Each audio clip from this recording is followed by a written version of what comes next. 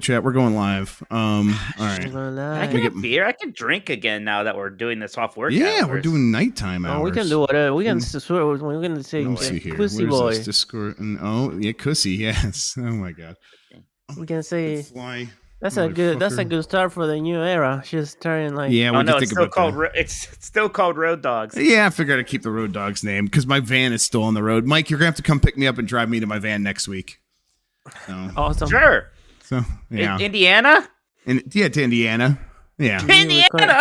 Yeah, All Indiana. that shit. Oh my god. That's just content. That's just content. Goshen Impact, Indiana, or something like that. Yeah. Genshin Impact. That's what it said. That's Hang on. Oh, that's pretty far.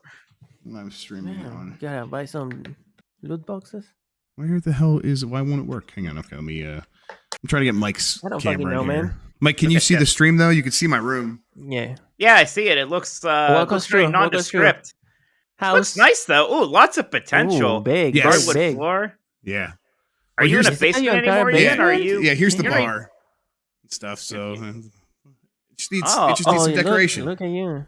Oh my gosh, this is a basement. This whole beautiful. thing. Yes, the whole thing. Wait, look. It's not even like look over.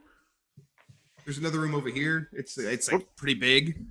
And then there's a bathroom with a full shower over here. And once you put some like pictures and furniture, it won't echo so much. Yes, exactly. So literally a man cave right now. It is a cave with just a man in it. Yeah. Yeah. It's awesome though. It's great. It's I'm pretty very good. excited. Okay, let me fix this nice. camera. Where is it? Looks so nice. Oh, there we go. That's why you're way up here. You can put. Whoa. You can put so many arcade machines over there. It's true. What is happening? Oh, you know what? Let's just transform. Let's reset. Yeah. Well, he fills it with his garbage. Okay. He's gonna. How indignant is Jeff? Jeff's like, I have people who do this for me now. It's pretty weird to work with competent people, Mike. I gotta say. Wow! Wow! Damn. Fuck you! I am getting a beer. Mike, don't take shit from him. Yeah, he's gonna be. I already knew when he was in chat, he was like all cocky and shit. I'm like, this motherfucker is gonna. We need to take him down. Like I was saying, this isn't a work podcast for me anymore. It's not work hours anymore. I'm getting a beer. There's a black. There you go. You got it. He has to talk shit to us. There we go. Oh, I don't you dare call me Mitch. He's calling me Mitch. He's gonna need my power to help destroy Jeff Grubb. All right, chat. So I'm gonna try to. I'm gonna try to talk low, but the echo is actually infuriating to me. It's so hard to like talk with the echo being so bad. So I'm gonna get in close. What if I talk like this? By is one it okay? of those tiny. By one of those tiny like recording like booth. It's just like the front of like a. Yeah, I almost should just go get get my suitcase and put it around me or something. Oh yeah. Yeah. Don't you have a like a like? Let me use my work laptop and buy some baffling. There's a thing they sell for like it's like on emergency like you need it's like a thing. It's a small thing that you put around your mic, and it goes like a little bit around you. You put your face inside. Ooh, what is that? This is from a very local brewery in Columbiana, Ohio. This is called a Speedy Pengueno. Oh my god, that looks Speedy delicious. Thing, even though it looks a bit more Wile E. Coyote. It's a Mexican lager. It's very good. I had it on draft this weekend. All right, so guys, I'm gonna talk like this. I'm gonna get low so the echo doesn't bother me. Is this okay, volume wise? That's better actually. Yeah, I thought so. Actually, okay. I just gotta not get excited. Sexy. That's fine. Thank you very much. Yeah, you can echo it up. Just hit me with a bussy. It's definitely a boy pussy and not a butt pussy, by the way. I don't know what you're talking about. I don't want to say the tag team that apparently uses that said it is butt pussy, but they said they do that just because they want to include everyone. So how nice of them to be inclusive. Yeah, exactly. Yeah, inclusive. Fucking, I love them already. I don't know who they are, but they're the best. This is the fucking best. I don't think that tag team invented the phrase. No, they definitely did not. They definitely did not. No. Okay, my children are screeching. It's late night show, everybody. Let's fucking go. Okay, where are we at? What do we need to do now? I don't have the music again. I'll probably have that for the next episode. That's fine. on Friday for it's the Games Beat Decides. time. I forgot to put the music into the recording for Games Beat Decides, but I was literally like driving when I uploaded that, so I was like, That fine, makes whatever. sense. We have to Don't figure worry out about it. how we're going to do Game Mess Decides because I fly Game out Mess Decides. I changed the late name on the Discord, so Thursday. it's Late official. It's Thursday. Game Mess Decides. Yes, it The is. server was just called Game Mess, wasn't it? Or is it the whole thing different? Yeah, but we had a channel in the server called Games Beat Decides. Oh, there you go then. Yeah, so I don't know. We have to figure out how we're doing Game Mess or that podcast What if you this change? week. Yeah. What if you change the name of the You were YouTube traveling. channel, That's Chef? what you mean, Mike? Yeah, because I leave Thursday night. Okay. And Well, then I'll be in LA. you just tell me your Yeah, schedule. You LA. tell me what you're capable of doing. And we'll work maybe around we it. do it from my hotel room or something. Figure it Yeah, out. if that's possible, that's fine. It just Okay. might be late for you. That's fine. Yeah, I mean, Okay. I'll be working late and stuff. So, okay, I'm opening Discord so I could see Working. the. You guys just party and play Mario Party while you do your real parties at Giant Bomb working. $50, Okay. baby. That's the thing. I'm very excited. Yeah. Let's see. Is this my Oh, Twitch? look who is back! Look Already. who is back! Yes. Look who is back! Oh yes! Oh, that's made me Admit so it, happy. Jeff! Oh, wait, let's wait. Just admit it! I'm sick of your lies! Oh, I love Guys, some things will never change. This is this is the thing. $50 the last 2 weeks, I swear. Mm-hmm. I never get so excited to see a hater on the internet. Yes. Okay. All right. And there it is. Thank you. Actually, don't subscribe to Game Pass. Thank you for testing the stream elements for me, so I could see it right there. Great. There you go. All right. Mike, I think we're good to go. You ready? Do you not have a chair? Are you just lording over like this? Do you have a standing I got to desk stand. I situation? don't have a chair. Like my van broke. I might have had. Actually, I could have a chair, but then I'd be like really low. Let's start because I want to ask about this van breaking thing. We Okay, gotta, all right. let's just Okay. get going. Started. Okay, Mike. So Okay. I'm gonna count down, and you could just go right into the like there won't be any music, so you just go right into your thing. I Okay, gotcha. ready? All right. 5, 4, 3. Woof woof. Hi, I'm Mike Minotti, and I am a Nintendog, Hi, I'm Jeff Grubb, and I am a Nintendog. and we are the last of the Nintendogs. Today, Jeff is in a new house, which means he has new Wi-Fi. Yay! Woo! Is it connected to an Ethernet cable already? Not yet. Oh. I could, but I'd have to sit on the floor over there. So I decided just to like. But I'm really close. I have really good Wi-Fi, so we're good. It's what you deserve. Other exciting news: Plumbers Don't Wear Ties is coming to the Switch, and we're talking about Star Wars games, which seemed like a better idea 2 weeks ago. But we're still talking about Star Wars because who doesn't love that? Jeff, what's been going on with you lately? I feel like things have been really low key. Yeah, nothing much. Just kind of hanging out. Okay, I'm gonna try to get like a good volume so that I don't cause an echo in this completely empty room, but you all could still hear me. Okay, here, I'm getting close. Hey, everybody, how's it going? So I've been moving, and my van broke down in Indiana, and then that was like that was yesterday, and somehow we actually still got to the house last night, so we still made it, but my van is still in Indiana.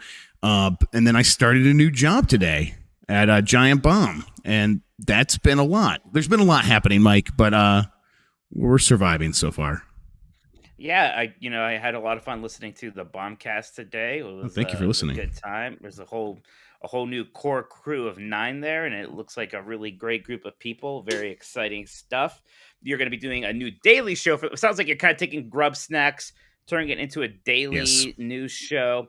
It's going to be called the Morning Mess. Is that correct? Did I get that right? That is correct. Yeah, we're going to do the morning mess each day. We're going to like dive into the news, kind of catch people up on what happened. Basically, the plan is like I'm going to start with the breaking news, anything that I might be able to bring, and then we'll go into the catch up, which will be like, oh, we're going to catch up on what happened yesterday that might have happened after the show from the day before.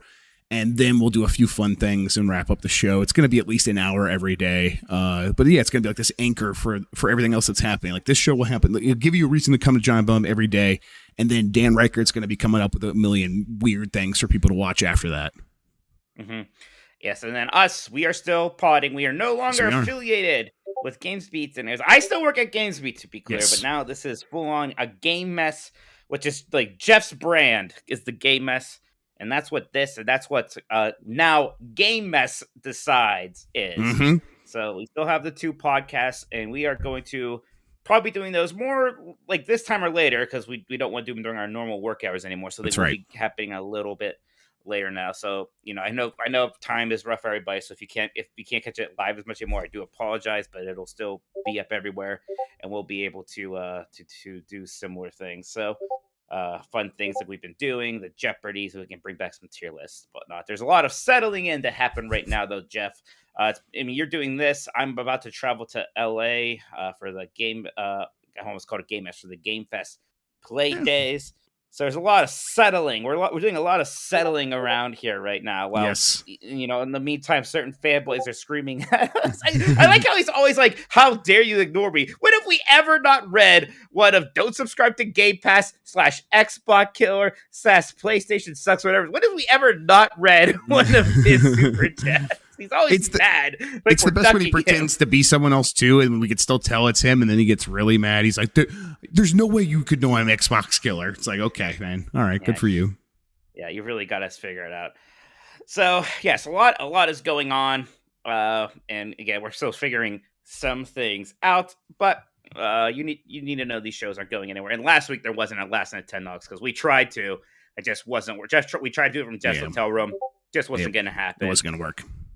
But we are back now, and let's get to it, Jeff. How about that? Yeah, let's get into it. I got to turn off my Discord sounds, apparently. Hang on. Give me a second.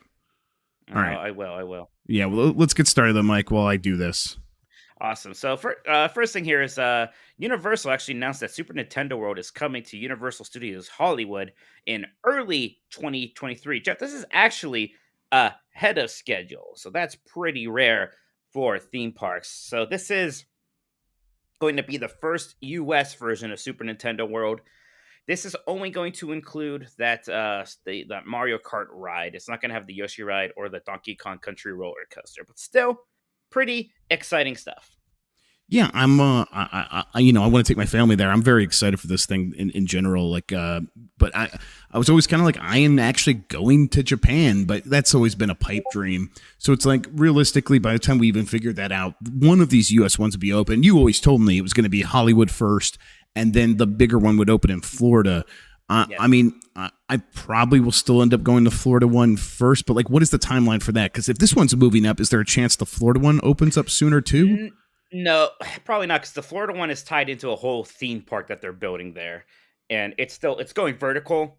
Still, it's mostly dirt right now. It's mostly dirt and steel beams, that whole theme park. So at least a couple years, probably a few years still. So that's the thing. Like, I would rather wait in a way, but there's going to be opportunities where I'm probably going to be in LA once this is open. I'm like, screw it. I'll take a day and go to Universal Hollywood, which is a really fun theme park anyways. And I can go do a Mario Kart ride. Sure. Hang on. Christian actually was right. I have a browser tab open that's doing the noises, and he was right. I muted it. Thank you, Christian. Good job, Christian. Yes, thank you. Good eye. You're a hero. All right. Next thing here is that. Yeah. So I don't know if you saw Limited. Yeah, I'm sure you were watching while you're waiting for your truck to get picked or whatever. But Limited Run was announcing a bunch of physical releases coming to Switch. Plumbers Don't Wear Ties is one of them, and that sure tickled my fancy. That is one of those kind of infamously bad FMV games. I think it was on Sega CD and 3DO. Yeah. I know they did Night Trap, and Night Trap, at least people kind of like. Night Trap was famous because it was brought up in those Congress hearings, and it's also like a pretty decent FMV game, really. Plumbers Don't Wear Ties, though, is kind of like pornography, I think. Yeah, that was always my assessment of it. Like, yeah, I mean, I never played these things because it was like, first of all, I wasn't gonna ask my parents for one of these weird CD systems or some stuff like that. I had weird CD system. But even if I did, like getting convincing them, because they advertise it as porn basically, or they try to make it seem like it's much dirtier than it actually is. But that one's actually pretty dirty, right? I think it's pretty dirty. Again, I have not played Plumbers Don't Wear. I mean, it sounds like the name of a porno, doesn't it? Yes, it does. Yes, it does. Yeah. There's a lot of weird. Apparently, they're doing a collection of like Bill and Ted's retro games, which I don't think were any good. At least the NES game's not good. I have not played the Game Boy game, Bill and Ted's Excellent Game Boy Adventure: A Bogus Journey. No, I haven't either. The NES one was like, yeah, it was terrible. Whenever my wife wants to play it, when we're having one of those Colorado nights, now a Cleveland night. So that's right. Yeah. A Cleveland steamer, as we call it. That's right. Yes, when me and my wife are doing a Cleveland steamer. Very good, that's Mike. Right. You know, I There was a build tech game for the Lynx, the Atari Lynx. I know that for some reason. I wonder why that's not on there. So who knows? The forgotten game. Yeah. Yeah, how dare they? Jeff, there's a lot of Pokemon news kind of last week. I don't know if you caught up on this. They had kind of another trailer for Scarlet and Violet. I always want to say Scarlet and Nexus. I know, me too, actually. It's rough. The big takeaway from everybody, even more so than the mommy professor, is LeChunk, this pig Pokemon who is just a chunk of a Pokemon. His name is LeChunk. I figured you would like LeChunk. Or is he become too popular? Are you kind of against the grain now? LeChunk's rise has been too fast and too sharp. It's definitely become like the Morbius meme where it's like if we make a joke about LeChunk now, like it's definitely too late and you're coming in at the end, and maybe the corporation's going to start talking about LeChunk, but he's still in my heart. Like when I look at him, I'm like, I do love this big boy. Is LeChunk a meep? I think we may have even already asked Addie this. I don't know if we showed, because I'm looking at it. We asked her about something, but I don't remember. Was it LeChunk? I don't think we asked her about LeChunk. What does she feel about pigs? Are pigs generally meeps with her or not? Pigs generally are meeps, yes. Yeah, so it's why people in the chat are making Monkey Island jokes. When people were talking about LeChunk, when I woke up that day, I thought, oh, they must have revealed LeChunk's design and Return to Monkey Island. He must be like even beefier than normal or something. But no, it was actually about Pokemon. So are you getting Pokemon Mommy Dommy edition or Pokemon Hot Husbando edition? I mean, I'll go with my gut and in lower areas and go with Mommy Dommy. And of course, yes. Good. Yeah. Honestly, it'll probably be like whatever I get my hands on. I'm not that picky when it comes to Pokemon games, but if I had to choose, that's the one I would pick. Whenever they do the red / bluish one, I usually go with the reddish one. So, and that lines up well anyways for me. That's right. Tetsuko asked, we asked about Amon Calamari. We asked about Admiral Akbar. And Admiral Akbar is a meep, I think. She said yes. That's right. I was actually a little surprised by that. Yeah, me too, actually. So, Jeff, this is interesting. iOS 16 is going to support Nintendo Switch Pro and Joy-Con controllers. Yeah, that is a bit surprising. Because, I guess... It supports like a bunch of other controllers, but I mean, who is like I've never heard anyone be like, "Oh man, I tried to connect my Nintendo controller to my iOS device and it didn't work. What's wrong with these people?" I think it's the kind of thing you just assume wouldn't work, and that's fine. Yeah, but I mean, there are a lot of people who have Switches and don't have an Xbox or PlayStation. I guess we don't hear about them as much, but for those people, they all have phones. Don't you people have phones, right? Mm-hmm. So I bet they are probably happy about this. They can kind of connect it in there. Yeah, that's it for the big Nintendo news, Jeff. We have Summer Game Fest starting up pretty soon here, and I've been driving. So when's the Nintendo Direct? Did they announce it? Yeah, there's the Nintendo Direct. I said this, I think last week. I was beginning to feel like maybe there's just not a Nintendo Direct. Like, at least not in this first half of this. If you had to say maybe one way or the other right now today, would you say that there's going to be a Nintendo Direct before June is over? Well, you're putting me on the line, which is I don't know either. I like it.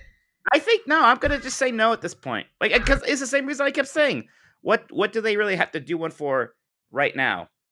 Now they might do a Splatoon like 3 showcase or something. Even then, that seems like something they might do in July, right? Yeah. So it's kind of. I don't think we're gonna have like the big E3 style showcase where it's like here's Breath of the Wild 2's name and we're announcing the next game from Mario team and all that stuff. No, I don't think so.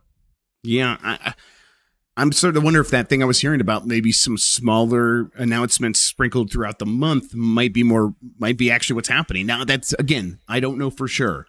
And that's just me like going based on like one thing I'm hearing, and I want to like share a lot of information with people. That's one of the things I've heard. If a Nintendo Direct gets announced, I'll be like, okay, yeah, that makes sense. They're still going to do one. But right now, it's feeling less and less. I mean, we're June 7th, man. Like, last year it had been announced for a week at this point, so I think I'm starting to lean towards you. Like you're right. When you think about it, they have so much coming. What do they really have to talk about? And the things that they could announce, like there's a lot of stuff that we talked about being like re-releases, remakes, remasters, things like that would make sense as tweets, maybe more than trying to fill out a direct with this stuff. So maybe that's what we get in the next couple of weeks. Is okay, yeah, Metroid Prime 1 remaster is coming in November, like. That could be a tweet and a YouTube drop. So, yeah, I don't know. We'll have to kind of wait and see. Jeff, can you give us any other idea what we can maybe expect? Because this might be a last podcast we do before things really get rolling here, starting on Thursday. So even though maybe it's not Super Nintendo related, is there anything you feel really confident we're going to be seeing either in the Game Fest show itself or in the Xbox showcase? I know last time it was really leaky. This time it doesn't seem quite so leaky. Yeah, this time I've gotten a few tips on like things of like what not to expect. I think we'll probably get a new Contraband gameplay trailer and stuff like that. There's a handful of other things, but like I would like at Microsoft, I wouldn't expect Perfect Dark. I wouldn't expect Fable. I think those two are going to be on the sidelines.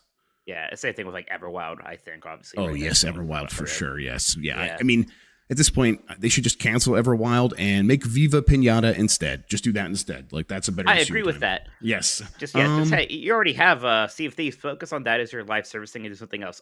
Is GoldenEye, that seems like it might actually be happening for real. Yeah, though, right? I think that's a certainty. I think that thing was going to be out earlier this year. I think both companies involved were like, okay, there's this war, there's a bunch of Russia stuff happening in this game. Let's hold off on it. It's been enough time. They're probably going to drop it at the C3. And I think it shows up on both Switch and Xbox. So I would expect that. And I think something like a Minecraft Dungeons 2 could get announced and maybe even like released relatively soon, or 1 versus 100. I still think 1 versus 100 that night makes the most sense. Like for a shadow drop out of Xbox, 1 versus 100 sounds like the right thing to me, but it could be GoldenEye instead for that shadow drop to be playing that night. So, but yeah, from the Summer Game Fest, like that one, I don't have a lot of visibility into. And again, I've been very busy moving, so maybe I've just missed some like tips or something like that. But there's just not much to know.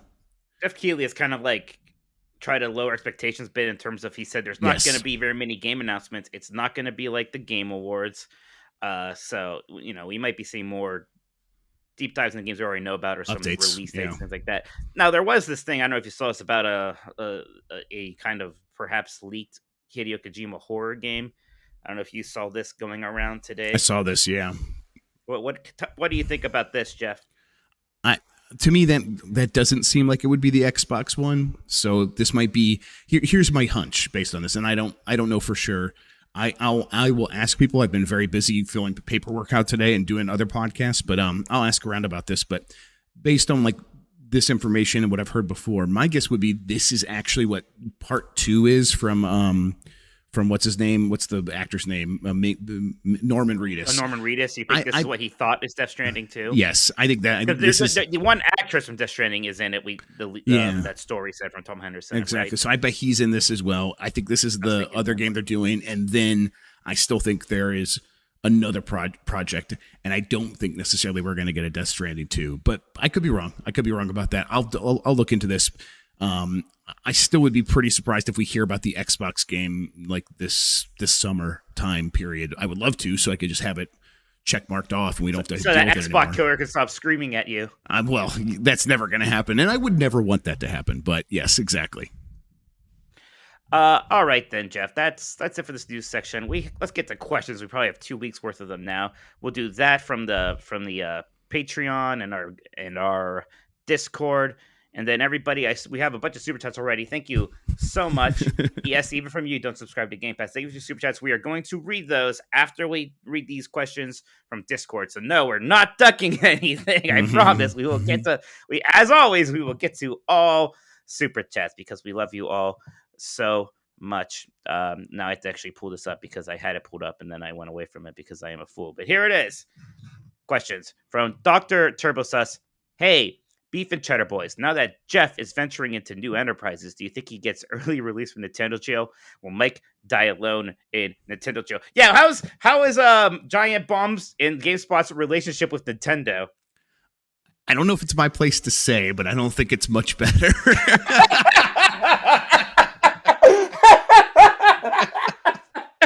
I was like very hopeful, and then I was like, I bet you could see my face. But like this conversation was happening around me, and I was just like, okay, just like slowly like, Jeff, I'll get to rub this in Mike's face, and then realizing, oh wait, nope, never mind. Okay, well, nothing I can do, and knowing that like Nintendo's never going to be like, oh yeah, new people, we forgive you. Like, no, that's not how it works. Like, no. So we're still in Nintendo jail, but we're in separate cells now. Is what it sounds like. I'm in GB. Oh wait, they're both GB blocks. So yes, I'm in the what other block. What did they do to piss off? Did they also talk about how many cat shots? Yes, I have no idea, but something like that probably. I have no idea. It's not my place to say, so I don't know. Oh, it's beautiful. That's beautiful. All right. Well, I'm glad that you're being punished for something. Oh, even to be clear, it was never your fault. My fault. Before it was mine. You just you lack Nintendo access your entire life because of other people. Hosh says, hey, dogs. With the imminent arrival of Mario Strikers, what's next for next level games? Presumably baseball, which I can speak for all of us non-North American residents and say a comprehensive no thanks. Instead, how about something new? Surely a Mario skateboarding game could be incredible. It's not going to be baseball. There was Mario baseball games, but Next Level did not make those. If Next Level is working on anything next, Jeff, I think if it's not just Luigi's Mansion, which it could be, that could just be next. If there's going to be an in-between project, it'll probably maybe be Punch-Out. Maybe they'll actually go and do another Punch-Out real quick. And then the big thing for them will be the next Luigi's Mansion. What do you think? I'm sorry, I wasn't paying attention because I was reading the Discord conversation that people were having about that Kojima game real quick. Sorry. You said, wait, so Luigi's Mansion, then what? Oh, you about Next Level games? He says he wants next level games. And I said, yes. If it's not Luigi's Mansion right away, maybe they'll squeeze in Punch-Out first. Yeah, but Mike got it. That's exactly right. Yeah. That's exactly what I think. Yeah. Now, I'd love it if they brought back that kind of abandoned volleyball pro wrestling mashup thing they pitched one time. That would be incredible. But if you're worried about baseball, don't be. I don't think Nintendo is going to do one, and it wouldn't be Next Level. They wouldn't. Yeah, so don't worry about that. Revan asks, which Nintendo protagonist has the best tasting enemies? Gosh, there must be some sort of Nintendo game where the enemies are food based. Well, I mean, right? Kirby eats all his enemies, so I mean, well, to be clear, people just eating whatever. It's like Yoshi eats everything, so it's Kirby. Doesn't mean those things taste good. My dog eats a lot of things. Yeah, but I was going like I think the enemies in Kirby do look tasty. They look like they're made of sugar, like so, like where the Yoshi enemies, Goombas just look like they were like meat and bad meat, like raw meat, like ants. Like eat ants, probably. Yeah, ants are delicious. Like, this is sustenance. Grug eat ants. Grug eat ants. I like how Grug has really caught on. Like it's been me and my wife have loved that for forever, but everyone loves Grug too. So yeah, we'll go with Jeff because I just don't know if there's a good answer to that one. Doc7 says, "Happy Tuesday to Jeff. Found his new forever home, Grubb, and Mike still locked in the Nintendog pound, Minotti. Mario Kart 8/Deluxe have featured courses, carts, and/or characters from Zelda, F-Zero, Donkey Kong, Splatoon, and Animal Crossing. Which Nintendo series should be next to get track and playable character? Kirby. I think it should be Kirby. Kirby had a very good racing game on GameCube with Fair Ride, and we know that aesthetic actually translates really well. Kirby would fit really easily in that whole thing. Just put him in a cart, he'll look just fine. You could do a lot of fun Kirby courses in there. So yeah, I think Kirby would be my first choice. That's not there already. Yeah, I like that too. Pennywise says, I was going to say something like, happy day, my beef 9-inch nail cheeseless dogs. But since my question started this hell and broke Mike's brain, I will have to say, I promise it will be the only time. Good day, Jeff. What were you even trying to say, Grubb? And Mike's redacted on everything. Naughty. Speaking of that kind of people, we are all redacted. I recently did see something very dirty. I impregnated my Xbox Series X with my old Nintendo games through the art of illegal dark magic. Shh, don't tell your jailers. The good news is I'm finally able to check out the Minish Cap.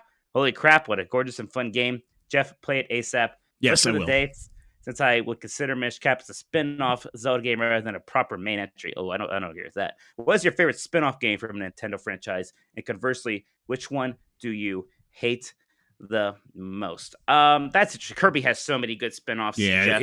I think mine probably is Kirby's Dream Course. It probably is the best one for me. Right, and there's a lot of thinking to do there. I like Kirby's Pinball a lot. Even Metroid Prime Pinball is also very good. Federation Force is awful in terms of spin-offs, so that might be the worst one, right? That's the one everybody hates. So we can maybe go with that. Some people have already suggested maybe we can throw Minish Cap into the poll for next month's Game Club, which I know there's always a lot of contenders, but that's a good game. That'd be a good one. William Daho likes Froyo, says happy last day of May, Nintendogs. Yeah, this was from last week. Well, not quite, but hey. First off, no pouting about the absence of a plorp in my name. Oh, right. This is Natalie Plorpman. No. I have another fun one in the chamber that needs its time in this one, too. It's not as good as Natalie Plorpman. It's not bad, but Natalie, you're never going to top Natalie Plorpman. No. Secondly, I had a small epiphany while watching Sonic 2.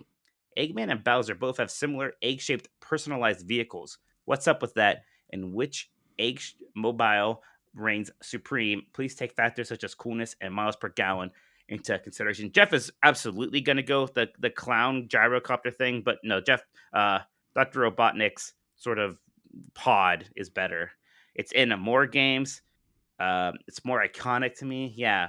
Yeah. Plus, like, I'm not wearing it anymore, but Wario's car, that like his convertible, that purple convertible, that it's actually on my shirt now. Or not the one I was wearing now, but the one I was wearing yesterday. I like that one a lot. It's in Mario Kart. I like it a lot, and it probably gets terrible miles per gallon. Egg-shaped.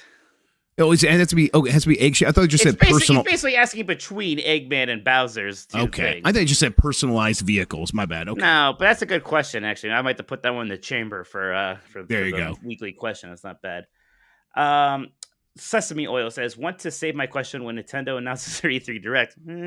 So no question this week. Love you guys and safe trip for Jeff. Man, he asked that 2 weeks ago too. Poor guy. Turbo Madden says, you think Nintendo will drop more Mario Kart 8 booster tracks in June? I don't even, have they announced the second wave, or have they released the second wave of those yet, Jeff? I'm not sure.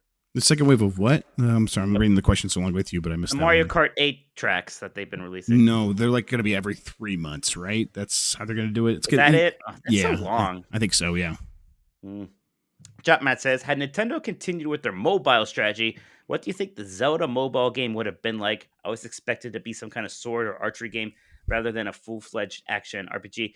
I kind of forget that they basically went through most of their big franchises, but like Zelda, Kirby, a few of them did not, or kind of unscathed by the whole mobile thing. But yeah, what would a mobile Zelda game even look like? I kind of hope it'd just be as cheap as possible, like a match 3 puzzle game with rubies, something stupid like that. Vampire Survivors actually like started as it's based on a mobile game that's pretty similar. You could probably do that with Zelda, like just have a one-touch control, moving them around, have them auto attack, and fighting waves of bogoblins or whatever. I think that could work. There must have been some ideas in development, or at least planning stage. And I wonder how much any of those ever looked that much like an actual Zelda game. Yeah. Gerbear says, hey guys, my question is mainly for Jeff, I guess. How practical would it be to Scotch guard a studio space? Might be worth looking into based on recent revelations.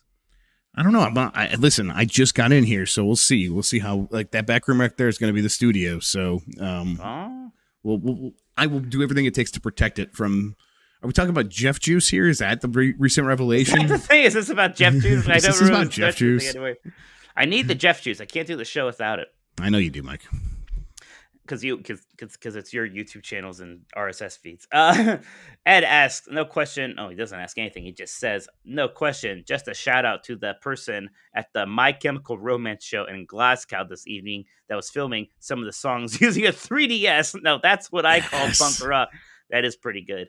Apparently, people have been doing a lot of that recently. Like, there's a whole wave of kids like taking their 3DSs to concerts today to film concerts. So, I mean, the 3D camera effect is actually It is Game Boy camera-esque. Like, it has a similar vibe to it, where it's like, it is of its time, but it has that 3D effect, and it's pretty cool.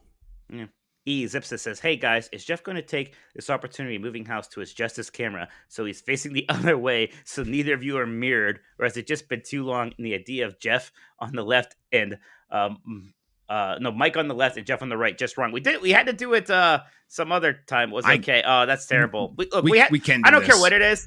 We just have to be facing each other. Because, I honestly don't care too much. I get mad with this shirt because it looks like I'm a Final Fantasy 11 fan, and that's just not right, because who is? But, yeah. Otherwise, Beef Hammer says, have you ever pushed through, finished, and actually ended up enjoying a game that you had previously given up on multiple times? I've said previously that I don't really enjoy Mario 64, so I finally beat it recently, but I still don't like it. Thankfully, neither of you will be upset by this opinion. Yeah, we'll just let that one go. It took me quite a few tries to finally get into Majora's Mask, and it wasn't really until they re-released it on 3DS, and there's some kind of things there to help. And I ended up really enjoying it. I'm hoping to do this with Earthbound at some point this year, a game I've started many, many times and never beat. So hopefully we can kind of get through whatever it is that's bothering me and enjoy it as much as so many other people do. Yeah, I can't really. I've definitely done this before, but nothing comes to mind immediately. I'm sure I'll think of something eventually, but yeah, nothing comes to mind. Bench JC says, "Hey guys, an idea for Mario Strikers. We have a beef and a cheddar club and hold a draft for those interested. Feel like we could get pretty competitive within our community between it. Maybe it can be an all summer thing where we get together some and battle it out with our clubs. And at the end, we do something big to celebrate the end of summer. That's really fun. I mean, I'm excited just to play some Mario Strikers with the community. I'm almost a little bummed that it's coming out while I'm traveling. Like, I'd rather almost just be home and start playing it immediately. But it's going to be a lot of fun. I didn't get to play the test at all. They had really weird hours. Me neither, actually. Yeah, I was traveling. I was in a hotel and taking care of suitcases and driving and stuff. So me neither. Yeah, but that's okay. Part of me almost didn't really want to play just like a little bit of it. I just want to get it. It's and a couple really days, right? Yeah. Yes, it's not long now. Reese Elliott says, "This isn't a question, but more of a statement. The chickens in Zelda are invincible, and they attack and call in reinforcements. There are no ordinary chickens. They are Nintendo chickens, and their time will come." The text predict on my phone now happily predicts Nintendo chickens. That's good. I'm glad you've written it so often. Superhuman says, "Where do you land on Kirby in the Forgotten Land?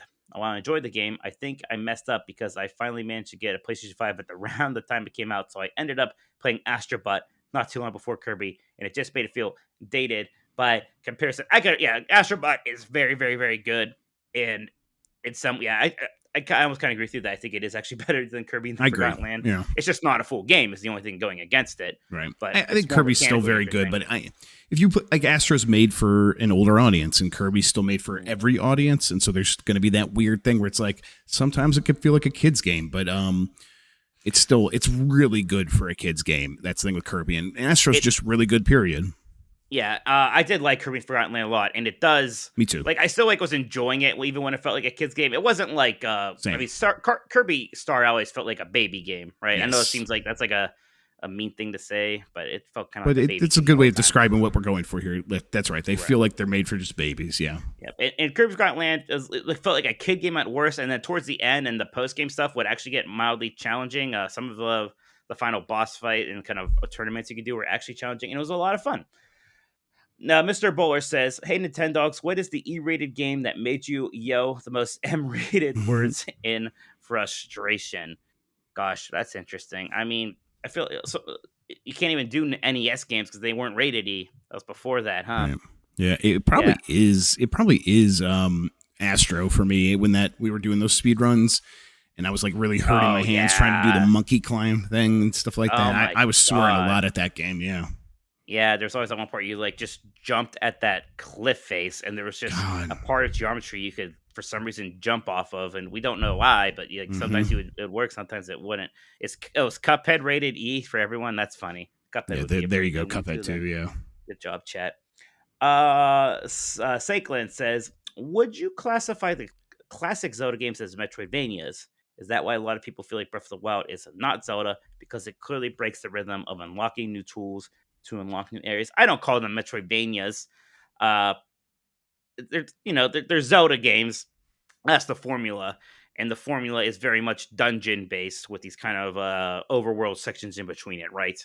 And that's the formula that Breath of the Wild broke. But it was certainly time to break that formula. We had so many of the dungeon overworld Zelda games at that point.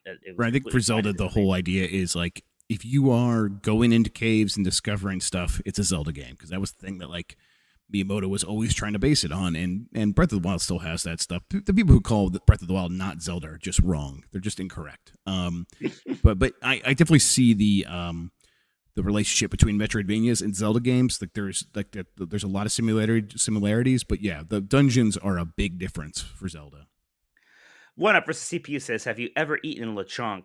Lechon. Oh, this is the actual dish that this Pokemon was named after, and no, I never heard of it before. Okay, so it's like the Pokemon company is so good at their double entendres. It's incredible.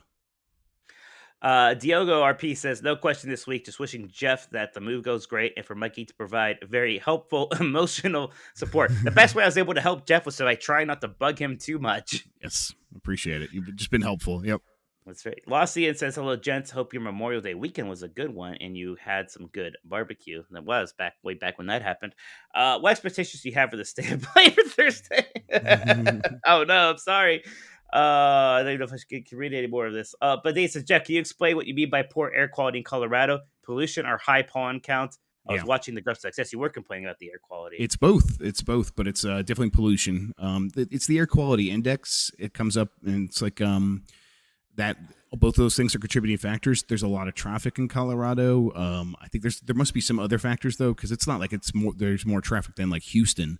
But the air quality is very poor in Colorado, and it's a lot of it comes down to the fact that there's also often wildfires, and the smoke makes it really bad too. It's definitely the kind of thing where it's like, oh, if we stayed here long enough, this could have long-term detrimental effects on my kids' health. So it's like one of the factors that I took, and really it's the kind of thing. It's like we're moving. It's good that we're moving away from this stuff. We might as well just enjoy the fact that we're moving away from this specific problem. But it's not like it was the number one factor. Make or break. Yeah. Nintendo Bro says, hello, 100% certified Angus beef dogs. I just woke up from a dream where I went to church, only it turned out to be a church that was run by Jeff Keighley. Have you dogs ever had any gaming-related crossover dreams that you can remember? I mean, I've dreamed about games sometimes. I don't dream about games very much. Jeff, about 75% of my dreams take place in Disney World, which is maybe a problem. I know. I can tell. I know. We all know, Mike. Twitter was having a day with Disney adults. So we're all going at Disney adults today. And look, I get it. So they were rounding you up, putting you in camps and stuff. I was scared. Yeah, I'm just saying. If you compare all the ridiculous things adults who like Disney World have done with all the ridiculous things adults who that like games have done, like this is really weird here. This is really weird here. So yeah, I forget now. Was there actually a question to that? Oh yeah, they have dreams now. Jeff, you ever had weird gaming related dreams? No, I mean, I'm sure I have. I don't remember many of my dreams, but it was funny because I wrote that video that we posted for Giant Bomb, and it had nothing to do with Jeff Keighley, but they just happened to be interviewing Jeff Keighley, so they were able to get that clip of him where he's like, "I'm not supposed to be here." It's like, oh man, this is fun stuff that these crossovers are happening. Because he didn't know you were involved, he would have refused. Yes, he would have refused. Yes. Velocity Prime One says, "Good day to the dogs. What would you propose as a solo Waluigi game? Platformer, FPS, or maybe even dating sim?" Before he said dating sim, Jeff, I was going to 100% say it should be a dating sim. Absolutely. Yes, it definitely should be. Yes. Yeah. Although I kind of like the idea still of just dating sim elements in a real like Wario and Waluigi RPG game could be very good. Like have them like break up the combat elements with dating sim stuff. That'd be great. I would love that. There was that one JRPG at the State of Play that was like RPG dating sim. It would be like that, but with Waluigi in it, and Wario probably also. Holding hands mechanics, yeah. Well, it should be. They should both have their own separate, weird, unrelated system thing. Wario's is like a business manager thing, right? Something like that. And then Waluigi's a dating sim. Yeah, he's just making money. Yes, his could be like Adventure Capitalist, where it's just an idle game, but you're just making money in the background. It'd be like Tropico. Yes. Vision of 49 says, "Hey dogs, before we get full E3 season, starting with PlayStation's third-party thing on the second, what is the one thing you would each personally like to see or be surprised by? And I'm excited to see the new Musto-style game S Warriors. You play as Mike and Jeff taking on hordes of ants. My younger brother thought that the whole me and you versus a quadrillion ants thing was the funniest thing he had heard in years, apparently. It was killing him. He just kept bringing it up and like cry laughing about it. It's nothing funny about it. We're dead serious. We could take them on. I kind of already feel satisfied, Jeff. I got my Final Fantasy 16 trailer and I'm super happy with it. So, and I don't really have many other great expectations for reveals. I'm sure there's going to be some, but I don't know if there's going to really be anything that's going to be super Mikey from this point on, right? I think yeah, I'm kind of, that's where I'm at too. I'm keeping my expectations pretty low for the rest of this E3 season. I think we keep feeling like, oh, this year's going to be the year. We're over the pandemic. All of the games that kept getting delayed are going to come out this year. And now we're saying that about next year, and I'm sure a million things are going to go wrong between now and then. But I'm just gonna be happy with the games that I know we're getting, and then everything else, surprises, whatever, they could just surprise me. And if anything's really good, I'll be happy. But there's nothing I need to get announced to like feel good about gaming. There's enough games coming out that I'm happy with. I mean, starting with Mario Strikers. Pablo Cost says, "Happy Tuesday, dogs. I just want to remind everyone to choose Sprigatito.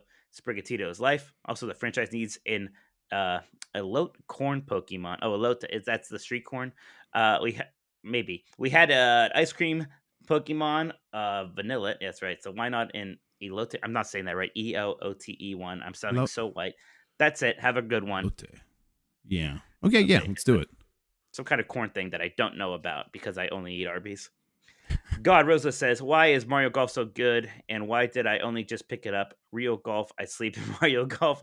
Real shit." Yeah, I mean, I've always preferred that Mario Golf, hot shots golf style golfing game over to like a Tiger Woods. I mean, they're close enough to what actual golfing is, anyways. Like compared to most of the arcade versions to the real sport versions, there's not that much that actually changes with golf, right? That's right. So. Yeah, it's like you're hitting a ball into a hole. Like as long as you maintain that, everything else you can mess with, and that's why like Kirby's Dream Course is so good and Mario Golf is so good because like any sort of extra sauce you add on top of that just makes it more fun. Apparently, I pronounced the Lote correctly, which shocks me. Or Lote. I said both. I keep covering my tracks, so yes, yeah, Lote. There you go. And then Dugan says, "Dogs, what is the Switch game with the best value right now? The best value? Stardew Valley? I feel like that's a pretty low price game that you can get a lot of hours out of. Is that what we're talking about? I think is it. So next week's question, I'll say now, is going to be, what Nintendo Switch game have you spent the most time on? So we, as a community, will figure this out next week. There you go. Fish and Love says, "Good night to you two Ohio pups. First of all, Jeff, thanks for still getting us podcast content during your big move. I want to ask, as many do, do you believe we could still get a direct in the next few weeks? Traditionally, the E3 time direct occurs on the first Tuesday following Xbox's showcase. So could it happen on the 14th this year? Thank you and hope you sleep well." I mean, I'm hopeful that we'll still get one, but I will be not surprised at all if we don't. The way that we're hearing about things is like, it just seems like they're not sure if they need one right now. Velocity Prime 1 says, "Hello, didn't know there would be a show today." This is when we tried to do that show a few days ago, and it did not take. Many well wishes on Jeff's future endeavors. Mike can also be there. So I received an AYN Odin yesterday and have been fiddling with the setup process. This after getting a Raspberry Pi last year. Is there any way not to fall completely down the emulation hole now? No, you're stuck there. You're stuck. Listen, just go through the process. You just kind of have to get it out of your system. Like the big problem with the emulation hole is you spend more time setting stuff up than actually playing games. Do that a couple times, and then you'll get so sick of it. You're like, I'm just going to set up the stuff I need so I can play a game. Do that from that point forward and just start playing games again instead of setting stuff up. Winnie says, "Is a cat a meep? Yes. Is Cat Peach a meep? And if so, is Cat Mario a meep or a Mario?" That's right, because she was very adamant that that's just Mario, you idiot. One time you asked if Mario was That's a good question. I'll ask her. At this point, if I ask her, she might just say everything's a meep because it's like, because that's the positive reinforcement, right? Yeah. Yes, exactly. We're not getting the truth anymore, sadly. Right. She might just be lying to us for our own sake. Nick, what's my age again? Turbo says, "Have no questions today. Just want to tell Jeff I hope he loves his new house and position at Giant Bomb. I will be in the gay mess no matter what." Oh, P.S. today is his birthday. Happy birthday, Nick Turbo. Happy birthday, Nick. Happy birthday. Happy birthday. Man, I should have learned how to play that on my thing. Let's see if I can just guess. And a 1. And a 2. Happy birthday to you. Happy birthday to you. Happy birthday, Big Nicky. Nicky Nick. Yeah. Happy birthday, you scrub. All right. Visualizer says, also no question today. It's great to see the Nintendogs again. Love you all very much. Game mess forever. Game mess for life. You can do too sweet. Too sweet. Low Rule says, if they decide to announce Metroid Prime Remaster Remake in a tweet, that would be a huge bummer because Metroid needs that E3 level marketing, and it would suck to see it probably get silent again. I'll tell you what, if they did Metroid Prime Remaster as a tweet, Jeff, I wouldn't be shocked. I wouldn't be shocked either. Yes, I kind of feel like that's going to happen. It's the same thing with the Xbox, like the Kojima thing. I'm trying not to like set expectations too high, because if I say it, then people will run with it. So like, just expect, set it low, and if they surprise us, they'll surprise us with a big E3 announcement or whatever. Colin says, no questions for me. Just want to take a second for hearty congrats to Jeff and to say that you both, thank you both for continuing these podcasts. We all love. Best wishes. You are welcome, Colin. I can't believe that Jeff ended up at Giant Bomb. I had no idea where he was going to go. Who would have guessed that's where he was going to be? It was so funny that it's like, I'm like packing up our hotel room, and then I get a text from, or a DM from Giancarlo, who we've worked with as freelance a bunch. He's like, congrats on Giant Bomb. I'm like, wait, what?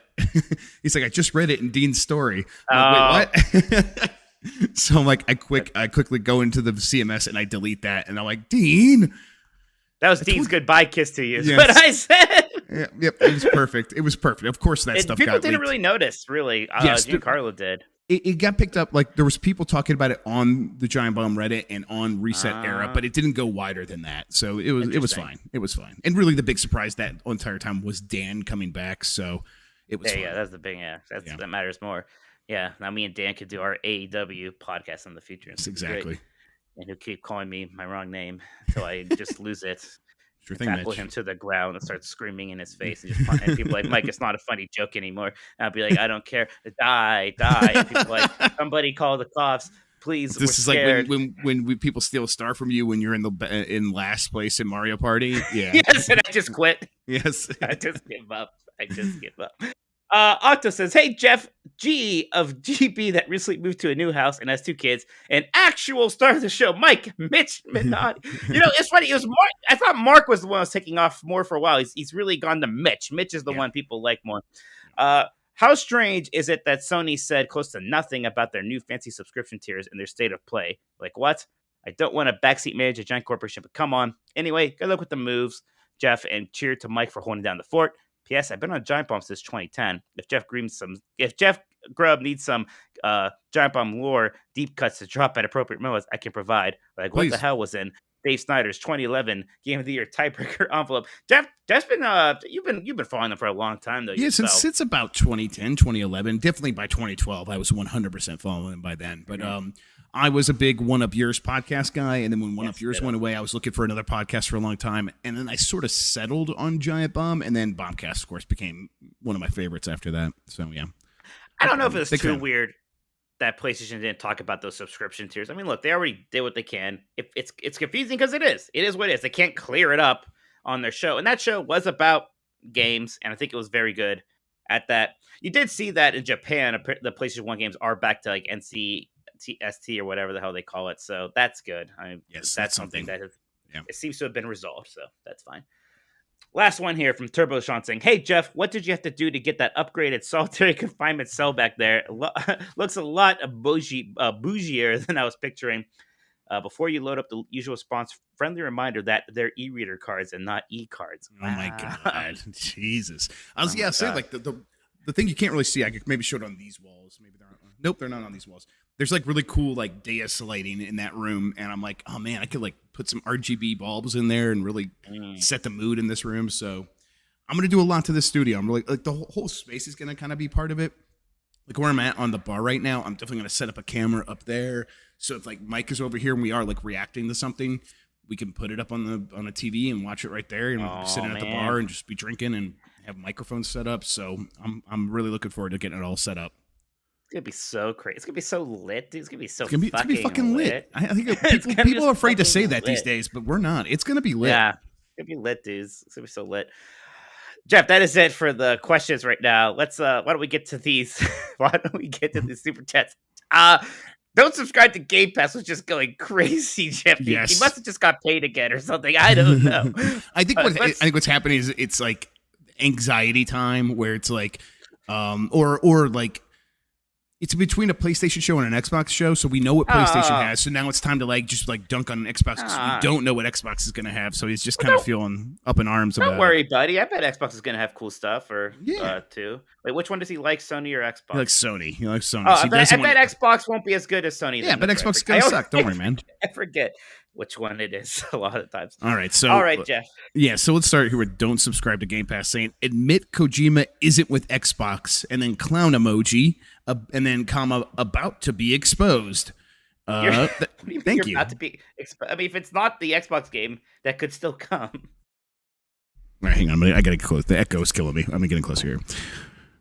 Don't subscribe to Game Pass says I'm not following you. Answer my question, Kojima clown emoji. Okay. What's he mean he's not following you? I don't. Maybe like to Giant Bomb. I'm concerned he might be following you right now. All of a sudden, is he the little boy? he's the pumpkin boy. My "I'm not following you" shirt answers a lot of questions about whether or not I'm following you. Yeah, exactly. What's he mean he's not following you? I'm scared. He seems why isn't he following you? If he means like on Twitter, why not? He seems to care a lot about. Yes, he seems to like. He definitely knows when I'm live. Like he's one of the first persons to super chat every week. Yeah, that was the first super chat today. It was everyone the best. He was never going to top sending that super chat when you were in the middle of your emotional "I'm leaving" speech last week. Also, TurboShun's right. I'm not following you. Answer my question. Like that's not a question. Okay, you're not following. I'm not following you. Is that how you wanted me to say it? I don't know. From Gadget Mike 21, Jeff being summoned by Simple and Clean. Love it. Well, yeah, absolutely. Thank you so much. Simple and Clean is the way you're making me feel tonight. Yes, absolutely. Do you even understand that this is a Kingdom Hearts reference? No, I don't. Is it not? Wait, is it okay? Simple and Clean. The only Simple and Clean I know is from Outkast, the rap group. Okay. Simple and Clean is the name of the most famous Kingdom Hearts song. Or no, that's so fresh and so clean, not simple and clean. Okay, that's very interesting, Mike. About your favorite little game there. I don't know. What am I supposed to do? What am I supposed to do with that information? I don't know. We got to we have to make Kingdom Hearts 1 win the Game Game Club poll some point. We do not. If you guys, I don't care about making Jeff play it. That's going to be your only way. By the way, Jeff, I started Bug Fables last night. Me too. Really good. It's really good. It's got a good start to it too. I like it a lot. Yeah, me too. I'm doing bug voices for all the characters. Oh my god, he came in with a different account. Xbox will always be number 3, said. Loser Xbox Jeff Grubb has to go somewhere else to continue his Xbox bias. And then crying emoji. Yeah, Jeff, you're such a loser. You're working with those scrubs at Giant Bomb now. You got a new job. What a loser. You're a big loser, dude. Oh my god. Okay, again, you're right. He did go crazy. I didn't realize it was this many. Nuts today. All right, don't subscribe to Game Pass says, you said Xbox worked with Kojima, but Jez and Tom debunked you. I don't know what they said exactly, so I'm sorry about that. Why don't you ask Jez and Tom if they think Jeff's a credible leaker then, since you care what they say. From Brett Bingham. Howdy, Jeff and Mike. Jeff, what's wrong with... You look rough. Yeah, no, this is fair. You look okay, Jeff. I've been traveling nonstop. This has been my entire life has been out of a van, and now that van is stuck in Indiana. But thank you, Brett Bingham. It actually is by a river. Yes, it's also by Lake Michigan too. You look normal to me. Thank you, Mike. Another one from Brett Bingham. Mike, it's pronounced lechonk, not lechunk. I realized I was saying it wrong, and I hoped that nobody would notice. But then Jeff learned how to say it from me and kept saying it wrong also, and I knew that I was done for. There you go. From Jeremy G. It is I am the Xbox killer. Oh, Jeremy G. We should have known all along. Maybe I shared the new logo that I made for Game S Decides on the Patreon, like the special Discord things. It's like after you had your whole perfectly edited like intro video to Giant Bomb. I'm like, well, here's what I did today, and I show it. Like, let's see what people think. And Jeremy G is the first one to respond. He just says it looks kind of penisy. So that was my day. That's good. That's good feedback. Thank you, Jeremy G, for that. I'm not changing it. From Brett Bingham, Jeff, Aaron Greenberg hasn't hasn't said anything about tempering expectations. Your thoughts? I mean, if you want to get excited for the Xbox show, go for it. I think that they probably will have some surprises. Probably not a ton, because there's so many things they have to like release that they've already announced before. But here's Don't Subscribe to Game Pass, who says Jeff confirms Xbox show will suck. Crying emoji. Xbox coping. All right, so we're coping now. All right, fair enough. From From Alejandro Molina, hello BNC boys, just got to switch my second Nintendo console since the NES. I'm enjoying Zelda Breath of the Wild. Recommendations for games after Breath of the Wild? Well, Mario Odyssey, right? Just Mario go Odyssey. do all the hits. Yeah, I mean, it sounds like simple. Yeah, get Mario Odyssey. Gosh, he's never played a Smash Bros. Then maybe. Well, he hasn't owned a Smash Bros. Like Smash Bros, Mario Kart. It's so hard to recommend without knowing exactly what you like. But everybody likes Mario. You'll like do Mario all the big hits. I think Pikmin 3 Deluxe would be a good one to pick up. Luigi's Mansion 3, yes, really good. Especially man, it's better than you would think. Even yes, it's better than you think. And then get Bug Fables and play along with us. Yeah. From Xbox will always be number 3. Quote unquote L Grubb, temper expectations for his boss Phil. Crying emoji, crying emoji, crying emoji. I hope he's okay. Yeah, he seems like he might not be okay. He's lashing out at us. I hope you're all right, Xbot. Just multiple accounts just shooting money at us. From RSSS. Very glad you guys are still doing this together. Grug addition to GB is really exciting as well. Keep it up. Yes, we are going to keep doing this, so definitely keep tuning in. We appreciated that. And thanks for all the super chats this week, guys. You're gonna get daily Grug over at Giant Bomb now. Grug comes to you daily now. What morning are we talking here? It's an early show. What time do you think it's gonna go? I don't, because I'm East Coast time, and I don't know. It's probably going to be like 10 a.m., 11 a.m. Eastern time, something like that. So was that a weird noise? Did a weird noise just happen? I don't hear what they hear. Okay. I just hear you. Okay. Let's see. From don't subscribe to Game Pass. No Fable or Perfect Dark. Xbox show will suck. Both in development hell. Cry laughing emoji. All right. Very happy for you.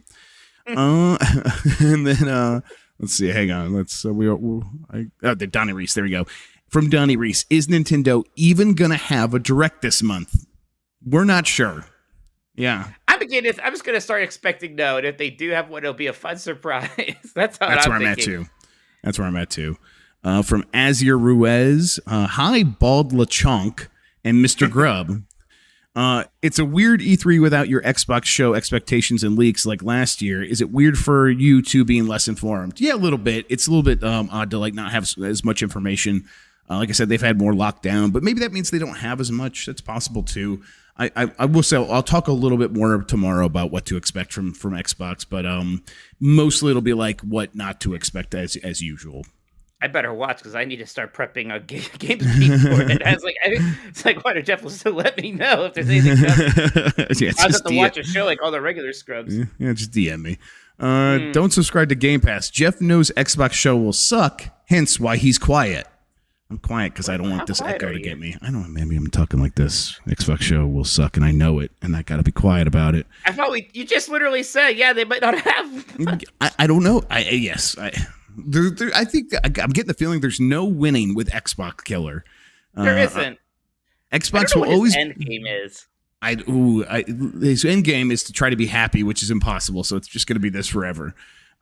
From Xbox will always be number 3. I think with his final super chat here, at least for now. Phil, of course, told L Grubb to temper expectatio. All right. Expectation. Is that a Harry Potter spell? Yes, I think so. He's doing Harry Potter. This magician here in chat now. I like the idea that Phil Spencer has a direct line with you. Phil just tells me when we wake up in the morning over breakfast. Yeah. From Scratty Bones, Jeff, when we doing Mario Party again? We should do Mario Party soon. We can maybe do a game Mario Party here. Mario Party is always fun, man. Yes, that always hits. I always have a good time. That's another man. That might be my most surprising Switch game is Mario Party Superstar. Like I have a lot of fun with that, and I always do. That's like my big. I hope they make DLC for this game. Just give me more boards on that, and I'll be happy. I'm right there with you. That does it for the super chats, though, Mike. Awesome, Jeff. Well, let's get to this Star Wars question, which, again, was me asking it. Because I thought this would line up with Star Wars Celebration when I first posed this question. But, hey, we're just going to talk about it anyways. Fun. I mean, I've been actually playing... I've been playing a couple Star Wars games recently. And that's why I brought up. And I'll just say, I was playing the port of Star Wars Episode 1 Racer that's on Switch. I started playing it on May the 4th. Because I like playing some kind of old Star Wars game on May the 4th. I played through Jedi Outcast 1 year, for example. Like Star Wars Episode 1 Racer hit me so much more than I thought it would. I played it way back in the day. We had the Dreamcast port actually and liked it. but I really grokked it all this time, and it's like a top 3 racing game for me now. It's probably like Ridge Racer Type 4, Episode 1 Racer, and then some other things, I guess. I don't know. I couldn't believe how much fun I was having. And now, granted, is that my all-time favorite Nintendo game that I play on a Nintendo platform? Because you can play KOTOR on a Switch now. That's good. We're getting KOTOR 2 later, which is going to be really exciting, especially because it's going to have the kind of missing content stuff. But so I guess technically it might be KOTOR. When I think of games I associate with Nintendo, though, Rogue Leader might be number one. Jeff, how do you feel about this? What would you say? Yeah, in terms of like the Nintendo Star Wars game that like comes to mind first, it's definitely going to be Rogue Squadron or Rogue Leader, the GameCube launch one. But if I had to like pick another one that was like, that I've had the most fun with, especially recently, on May 4th, I streamed it. It was Revenge of the Sith for DS. I'm so happy I talked that. That's always like my go-to for like games. The secret almost is slightly out now. It seems like people are bringing it up a bit. Well, so it's definitely like that Ubisoft era of handheld Star Wars games that a lot of people forget about. Like they had another one for Game Boy Advance that I did play as well, and that one's not nearly as yes, and it's like the Star Wars trilogy, and it like tells the whole story of that. And the level design on that is super boring, but everything else is pretty good. It's like, man, if they could have just nailed these levels, this could have been a good game. And then Revenge of the Sith sort of like fixes a lot of those, but even changes the art style. But it's really, really fun. And the thing for me with Star Wars is I always like spending time in that universe. I like many of the movies, but like the prequels, I don't really like watching anymore at all. So it's like I still kind of want to like spend time in that time period though, and a good way to do that is through the games. So it's like, okay, instead of watching those movies, I will just play Revenge of the Sith the game and sort of get the flavoring, get the story in a sort of abstracted way, and yet still have a really fun time and get this like get to fill in the blanks that the video game leaves with my own imagination. And it's a good way to experience like that era of Star Wars without having to subject yourself to movies that aren't very good. So yeah, it works for me. It came out at a time when there weren't very many beat 'em ups anymore. It's basically just a beat 'em up, and it's a lot of fun. I like that game. All right, let's read what the community had to say on this one. We saw a couple more super chats came in. We will get to those. Hey, thank you for Boston Theory for gifting a Jeff Grubb Game Mess membership. I didn't even know you can gift those now. I mean, neither. That's for Gamefire Crybadar. Yes. Nice. Thank you, guys. That's awesome. Anywho, Pablo Costa says, well, this next one is the only Star Wars game I've ever played on Nintendo console, so here's my answer. And he actually says the Nintendo 64 version of Episode 1 Racer, which I haven't actually played that version before. It was good, too. It was really good. I'm kind of curious, too, because I'll be honest, like the smooth 60 frames per second aspect of it is a big part of the appeal.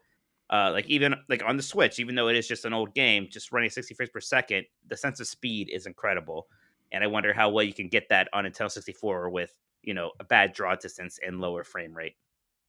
Zipsa says, I think it's probably going to be a very popular answer, but I'm going to pick Star Wars Shadows of the Empire for Nintendo 64. Great. It's a great game that I had a ton of fun playing with my older brothers when I was a kid. I only wish they followed through and added my favorite Star Wars character, Jackson. Would have been good to see him team up with Dash, Lando, and Luke to take down Zizor.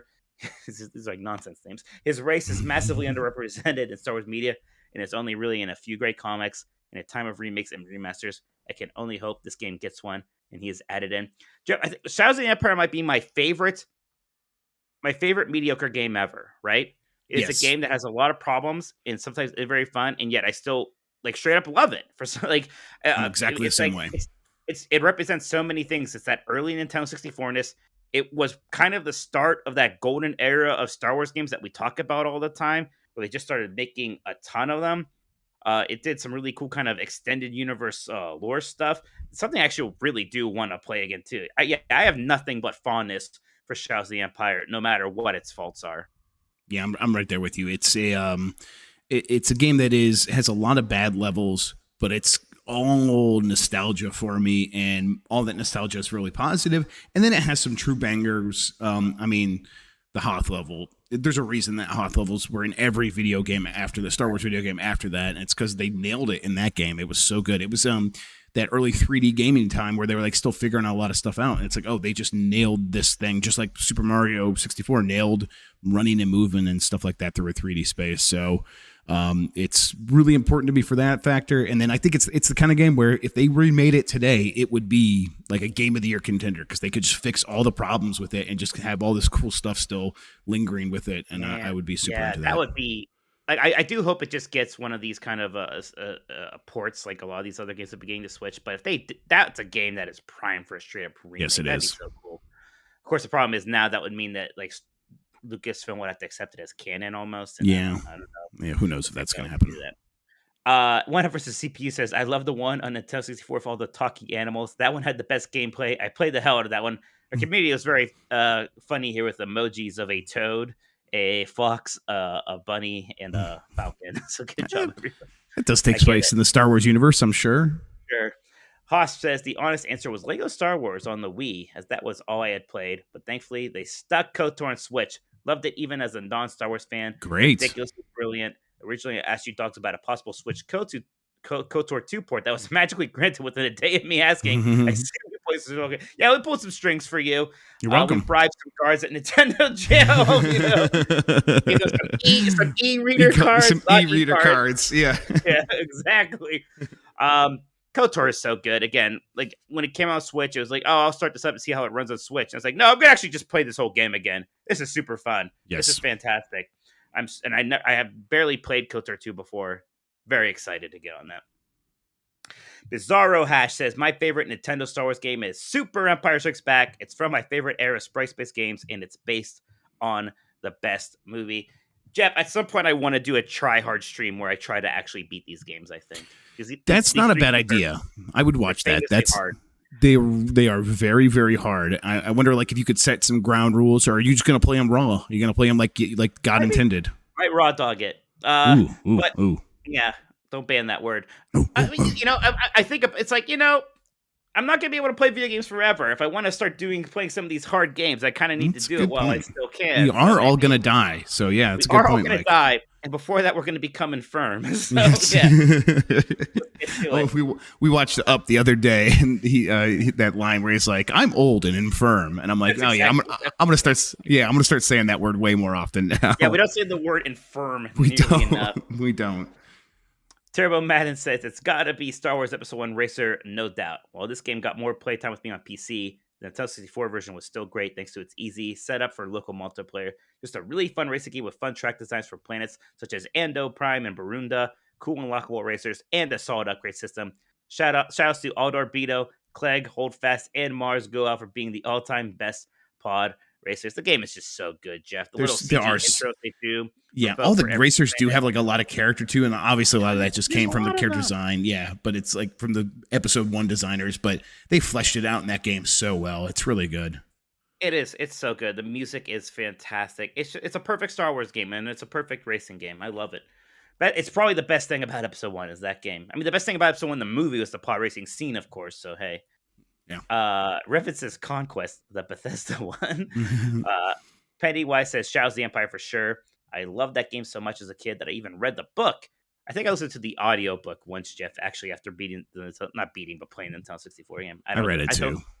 I think I played through the Nintendo 64 game of cheese or something. I don't think I legitimately beat it. I was so into that game. I got the toys. I got the book. I got the like. Was cool, man. That's a great Dash Rendar is cool. I got the Shadows of the Empire inspired CD soundtrack. It's like, this isn't a soundtrack to the game or anything. They just made a soundtrack. I'm like, who did that? Shadows of the Empire. I'm like trying to like composer. That's great. It was like Joel McNeely, who like has done a lot of like big like soundtracks before. So yeah. Man, that name sounds familiar. I wonder if he did World of Warcraft, because I feel like I recognize that name. Anyways, I was reading this thing from Pennywise. Yeah, he continues. I don't relate to. Half the time I hear a piece of Star Wars music, I don't relate it back to one of the films. I relate it back to the Nintendo 64 classic. Of course, now it holds up pretty poorly, and it's obviously why certain Star Wars song motifs get stuck in my head. The Nintendo 64 could only handle about 30 seconds of music, and then it loops. Yeah, that makes sense. Sesame Oil says, just want to be the first one mentioning Rogue Squadron 2. Rogue Leader. Yeah, I was wondering how long it would go. And then Mr. Bowler right after says, I second Rogue Squadron 2. It's weird to me that they're saying Rogue Squadron 2, Jeff. I just always call it Rogue Leader, but to each their own. Yeah. I borrowed the game from a friend. wasn't that good at it, so I didn't play the later levels, but just playing the Death Star and Hoth levels were a lot of fun. The presentation of the game really connected it to the movies. Now I'm getting the urge to go back and try this game again. If all of you are kind of missing those Rogue Leaders vibes and you have a Xbox, play Crimson Skies, High Road to Revenge on Game Pass. It's an original Xbox game, and it runs really well on the newer consoles now. And it's basically a Rogue Leader game, but in kind of 1930s like warplane alternate history thing. It's really fun. Everyone needs to play that. We need to upset their metrics, so they think they need to make a sequel. Yes, that's right. Joel McNeely did the soundtrack for Lilo and Stitch 2. Stitch has a glitch. Stitch has a glitch. Thank you. I couldn't. I know. Cut off. Okay. All right. Of course you do. I like Lilo and Stitch. In fact, I even have a Lilo. I maybe have some Lilo and Stitch themed prezzies for Jeff's kids. Ooh. All right. Exciting. Welcome to Ohio, the land of Lilo and Stitch. Would make more sense if it was like either where's Graceland, wherever the whole Memphis, whatever thing was. Yeah. Memphis is not a state. Well, isn't that where Graceland? I don't know where it is. Yeah, Memphis, Tennessee. Yeah, Tennessee. Yes. One of those. Grubb says Lego Star Wars. At the time of its release, both the Lego and Star Wars brands were associated with mediocrity when it came to video games. While Traveler's Tales stock had steadily fallen from the heady days of Sonic R. Sonic R is a good game, and I will not hear otherwise. All logic pointed toward this being a bad game, but instead it managed to be good enough that going through the prequel trilogy was a great time. It doesn't hold up all that well now. Skywalker Saga does the prequel trilogy better, but at least you aren't reminded of Rise of Skywalker's existence when you play the OG. That's true. And, for some reason, the prequels always worked really well in video games, Jeff. Yes, they do. I actually always liked them. Even that weird Star Wars Episode 1 video game for PlayStation and PC that was like... That's got a vibe now. That's such a vibe. I go back and play that, and it's like... It's super pixelated and also like the shimmery textures that PlayStation had, and yet I love it. I love the way it looks. You know what? So Naboo is a pretty place. I think everybody likes Naboo, and a lot of that, especially the other parts of the game, just take place in Naboo, and not many Star Wars games do. And I'm like, yeah, I like Naboo. Put me in Naboo. Ed says KOTOR, Knights of the Republic. Played through it once before, but so enjoyable on the Switch. Looks great on the OLED too. Being able to create your own character, master a lightsaber, and choose the light or dark side is just one of those Star Wars fantasies that only video games can really do justice. Super excited for the KOTOR 2 port, as together they make a great duology, and I'll finally be able to try out the content mod. I felt that one building up there for a bit. A little gassy. Tyler James Bay says Star Wars The Force Unleashed, the Wii port to Switch. I want to try this still, Jeff, because I never played that Wii/PlayStation 2 version, and now it is on Switch. And so I know some people like it. Yeah, what game is it? I'm sorry, I was actually deciding to look into this Kojima stuff more while you were talking. That's the Force Unleashed, the Wii version that just got ported to Switch. People did say they like that. I never touched that one. I played the DS one a little bit, right? It was on DS. I played the DS one, which I think is based on the Wii one as well. DS one, yeah. I think it's probably more. It might be. It's either its own thing or it's more like the PlayStation 2/Wii one. Right. But yeah, I don't know. That did that ever come out on the Switch? Because I know they said they were going to. I don't know if it ever came out. Okay. I think it did come out. So I don't know. Maybe next May 4th I'll play that. So then Razzle Jazzle says, "Oh man, picking my favorite game from my favorite IP. Tough question. On Nintendo consoles, my favorite was probably Clone Wars on GameCube. Interesting story connecting the Clone Wars era and Legends Old Republic stuff. And you get to play as Mace Windu multiple times. Oh, excuse me, he says Mace Mother Effin Windu. Right. Overall, though, my favorite is the RTS game Empire at War. I didn't play Clone Wars on GameCube. I don't have much of an association with any of that Clone Wars stuff, to be honest. Jeff, I never watched the show. I know people like it. There's something about that really seemed unappealing to me, though. It gets way better in the later seasons in terms of that unappealing look. I know what you mean.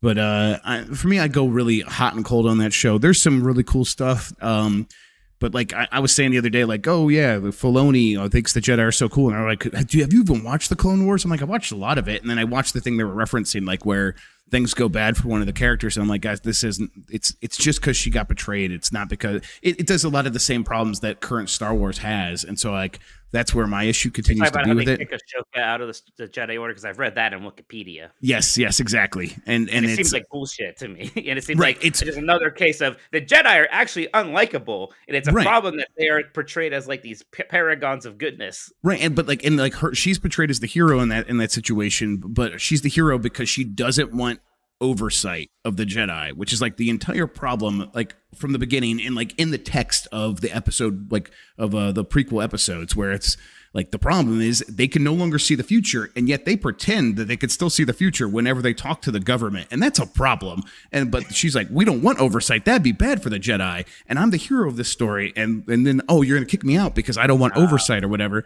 It's weird, and so yeah, I'm like, they still don't get it even this far into the show. They still don't get what the problem is with the Jedi. So that I think if you could separate that stuff with which I think most people do and can. It's a pretty good show, and there's some great action throughout that show, and it gets better and better and better. So it's worth watching. What's a bigger problem with the Jedi? That or this weird, like old, like monk mentality that sex is evil and will make a person filled with bad emotions? Yes, that's definitely the biggest problem, because it's like, okay, that we should just be adults and like teach people that to handle their emotions, and not that they shouldn't have them. What a weird thing. You shouldn't have family members. Yep. You should be taking. I like it. Yeah, again, Star Wars, like the people who take children away from their families to raise in a cult. That's the good guy. Right. Yeah, and it's like clearly like and then poisoned they even everything. Sometimes do it in the news. They're like, "Oh, the Empire's bad because they take children and turn them into stormtroopers." Like, bitch, it's what the Jedi do. Yeah, and like George Lucas actually totally knows all this, but everyone else that has like done stuff with his things, it's like they don't fully understand. They just think Jedi are cool. So yeah. Whatever. We've talked about this a bunch before. We don't have to go into it too much. Yeah. It still feels good to get it out there. Yeah. Bench JC says, my favorite Star Wars game is Battlefront 1. Not the OG, but the other one, the Xbox and PlayStation 4. Love that game to death. Me and my friends played it all the time. I did have fun with Battlefront 1. I know it gets a bit of a bad rap. And the kind of like floating tokens in the field thing to get into the ships was a little cheap, maybe. But it was fun. It looks really good. Randy says, I have weirdly positive memories. Although I'm thinking, Bench, I don't think that ever came out on a Nintendo console, but I'll still allow it. Randy says, I have weirdly positive memories of renting Star Wars Bounty Hunter on GameCube. Although I haven't played it since it came out, and it's probably bad by today's standards. I'm an apologist for generic old action adventure games, though. Also, I'm a new patron. Hi, Randy. Thanks for joining. Thank you. Yeah, hey, that's what. If you had listened before, I say that game all the time for so many answers. I love Bounty Hunter, so maybe that's a game we should like when you're streaming your Super Star Wars stuff. Maybe I could stream Bounty Hunter and play through that game all the way. Yeah. I want to play Bounty Hunter too because I've never touched it. I always just thought it was supposed to. There's some cool elements to it, like the marking bounties on using your helmet's HUD and then capturing them with your lasso and then cashing them in and stuff. Like there's like a lot happening in the game. It's like a good idea.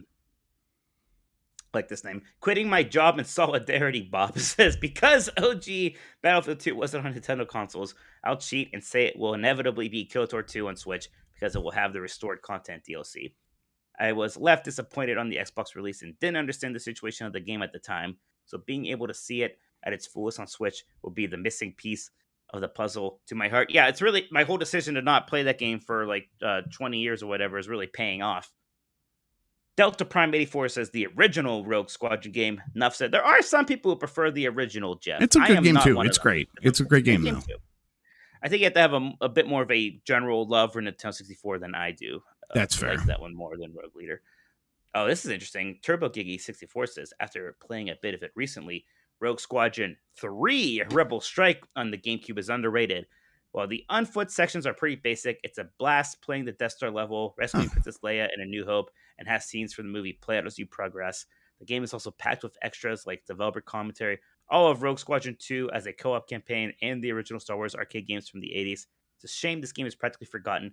Go seek it out. I actually found my copy of this not too long ago, my original copy. And I was kind of thinking, like, yeah, I remember everyone basically maligned the on-foot things as being unnecessary and tacked on, and like they felt like they had to do something new. But I mean, it's still those guys who made. I haven't played it in forever. I bet it is pretty good. I'm gonna play that. I bet I'd be much more forgiving of those on-foot things now, right? It's like, yeah, this is, it's whatever, but it might almost be interesting at this point. Tink says the Rogue Squadron games are the best, but I'm gonna go stupid here and say Star Wars Yoda Stories on Game Boy Color. It's a terrible game. I have fond memories of playing it, the slightly superior PC version, and Indiana Jones's desktop adventures as a kid. I do not recommend any of these to anyone unless they want to torture themselves. I used to like those games on PC. They were fun. I wouldn't play them for very long, but they'd be fun. Reese Elliott says, it was probably because I was young and dumb, but I had a blast with the Game Boy Advance port of Jedi Power Battles. I only ever played the PlayStation 1 version of that game, but it was, or was it on Dreamcast? Might have had a Dreamcast port that I played. Running Ride says Episode 1 Racer for me. I had it for the Nintendo 64 and the Game Boy Color. There's a Game Boy Color version of Episode 1. Yeah, there is, isn't there? Yeah. Whoa, the color version was very bad, but I still played time. Well, that answered my next question. Episode 1 Racer on the 64 is probably a top 5 most played game on 64 for me. Ted Bro says, now that's on Switch, the answer is easily Star Wars Republic Commando. I haven't played that Switch port yet. That's a very good game. It's better now than when it was at launch. Oh, yeah, that's right. That one did like have some issues at launch, huh? So yes, it's good now.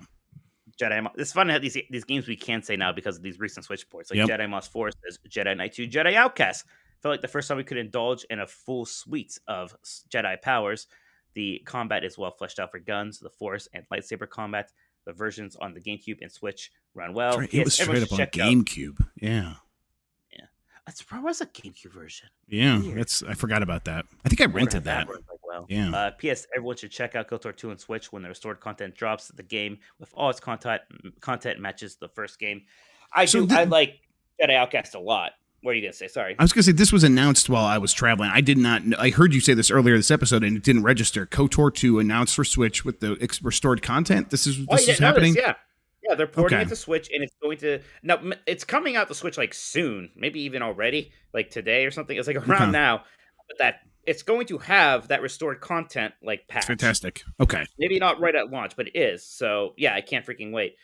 Turbo Sean Chat mentioned that Episode 1 Racer on Game Boy Color inexplicably had Rumble, so that's funny. That's right. Oh my god, weird. Wow, I remember this now. Yeah. It's like that Kirby Tilton Temple and like Pokemon. Oh man, that was Game Boy. No, was there? Well, the Game Boy Color had a Pokemon pinball, right? And then there's another one for Game Boy Advance. So yeah. All right. What else do we have here? And then yes, Velocity Prime 1 says obviously the Rogue Squadron games, but let's throw some love to the Super Star Wars entries on SNES. Fun action platformers that did a pretty good job of replicating the films. Vision 49 says got to be the Game Boy Advance DS version of Episode 3 for me. The PlayStation 2 and Xbox versions had a really fun PvP dual mode. But the handheld version was just a fun side-scrolling beat-em-up with great sprites. It was. Jake Bogdanov says Star Wars Bounty Hunter. As a GameCube owner, my choices were more limited in that generation. Look, it's kind of terrible. The controls were weird, and it was ready checks that I couldn't catch. But you were jetpacking around, firing off double laser pistols, or dragging some jabroni you just roped up. It was glorious. KOTOR is tonight because it comes out June 8th, so it comes out tonight at 10 p.m. I was saying, it's like, I know it's again like midnight, I guess, for us. God damn it. Again, I don't think it gets that patch right away, which I don't know why you. Yeah, there's like a bundle option. I'll look into that. Keep going. Yeah, and then Dugan says I'm agreeing with everything listed so far except Jedi Power Battles. Rough one. If Doom works on the Switch, then I think Dark Forces counts. That was a great Star Wars game. They should bring Dark Forces 1 to Switch also. That'd be great. Fish and Love says my obvious answer is going to be Angry Birds Star Wars on the Wii U. Finally, you too can experience the joys of mobile gaming on an HD console for the low MSRP of $40. That costs $40.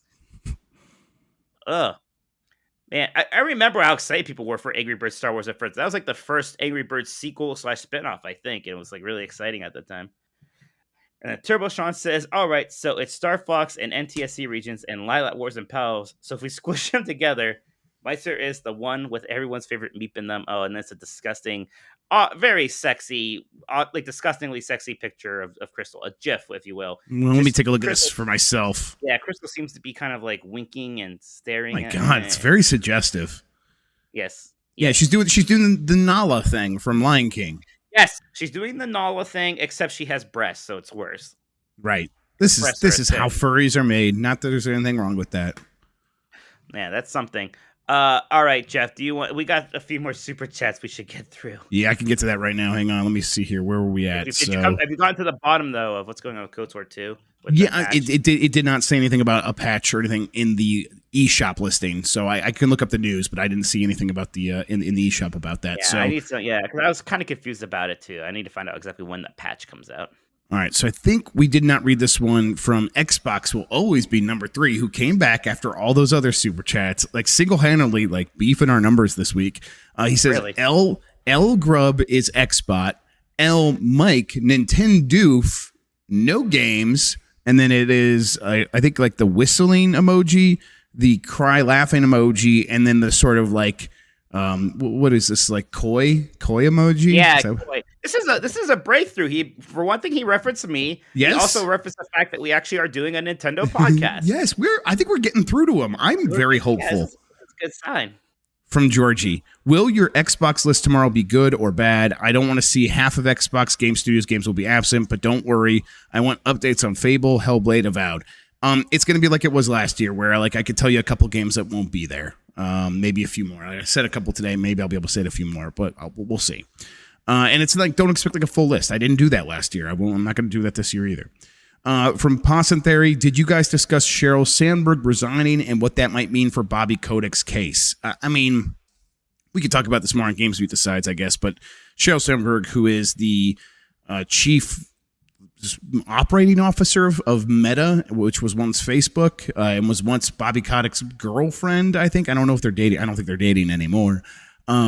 She resigned or she's going to resign. She announced her resignation, which is going to come in like September of this year or something like that, from Meta. I guess I could look into it, but I don't see like what effect this would have on Bobby Kodak's case or anything like that. So, but maybe there's some things I'm missing. We'll look into it. But that does it for the super chats, Mike. So I think we're all caught up for everything on this show. Yes. Yeah, we are. Wow, we did it. It was good to be back. So cruising blast music is playing right here, just so you know. Oh, good. Scratty Bones is saying, don't listen to Elijah. Jeff did a full list last. I did do a full list, but only in the Discord, in the Industry Secrets channel, and right before the show started, so that I'd have evidence that I did that. Yeah, exactly. That you knew. Yep. Oh, man, I'm tired. I haven't had nearly as eventful a week as you've had, so I can't imagine how you feel. I am ready just to be done with stuff for today, although I think I have to do more paperwork as soon as I'm done here. So, yeah, we'll I might stream Chapter 2 of Bug Fables in a little bit. Yeah, do that so I can put something on for my kids. Yeah. I'll try not to swear then. They'll like my bug voices. Maybe they'll hate them. Maybe I'll be like, is that man a meep? On them. Yeah, is that man a meep? All right, Jeff. Where can people find you? I guess now because Xbox will always be number 3. Says Xbot L Grubb needs to talk to Boss Phil. I'll give him a call right now and see what he says. Yep. There you go. Where can people find me? People can find me on giantbomb.com, I guess. Man, I guess I got to start saying that now. I'll be doing a daily news show there. Tomorrow I'm doing the last like old style Grub Snacks. We will still be keeping some Grub Snacks flavor going forward, but it's evolving. So tune in tomorrow morning for the last Grub Snacks. I think I'm doing that at 11 a.m. Eastern Daylight Savings Time. That's the plan right now anyhow. And then, I'll be doing stuff on John Bob. We will probably be talking over stuff, things like that, as long as I get my my setup here in a little bit better state. And then we will be doing Game Mess Decides this weekend, Friday night. Depends on like Mike's traveling, so we're gonna try to figure that stuff out. But we gotta figure it out because there's a lot going on. But hopefully we'll figure something out. It'd be nice to like even if like I have to do like a show and bring someone else in, we'll still get a check in from Mike. We'll hey Mike, like just call in real quick. What's going on?